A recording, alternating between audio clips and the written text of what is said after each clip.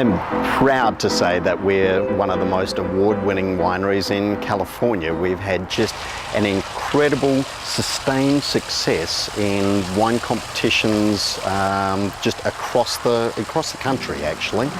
What we showcase here is the progression in concentration and flavors. So much as you would assume with young vines, you get very easily approachable fruit. I always say this is more cherry and strawberry. When you step up a little bit more in age, you get more concentration and depth. You see more raspberry type fruit characters. And then with the really old vines, the berries become incredibly small and concentrated, and we get much more blackberry fruit or black cherry characteristics as well. 50-year-old vines are very special, as I believe all different ages are, but particularly if you think back 50 years ago, it was a real crossroads in the wine industry. For me, this is the melding of technology and tradition. So vines that are 50 years in age actually have tremendously deep root systems, and these root systems are sufficient to find their own soil moisture, so the vineyards are dry farmed, there's no irrigation, and they require very little in the way of nutrients. Cheers. Cheers. Well, we're here in the reserve room at Geyser Peak, and this is a very special place where visitors have the opportunity to taste all our reserve wines, our winemaker selection only wines, and also from time to time we taste some of our library wines up here as well. So we're going to taste one of our block collection wines, and this is for me a very special wine. This is our block collection Sauvignon Blanc, and while we talk a lot about Alexander Valley, the Russian River Valley, a very cool climate region just south of here, is a spectacular region for Sauvignon Blanc.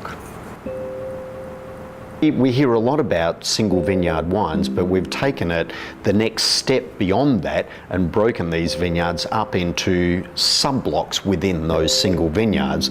And it's remarkable the differences that you can get in the resulting wines. In this particular wine, the block collection Sauvignon Blanc, it just, this wonderful essence of lime juice, lime zest, some lemon, a light floral component, but then those true cool climate characters of passion fruit and gooseberry are intermingled with the citrus.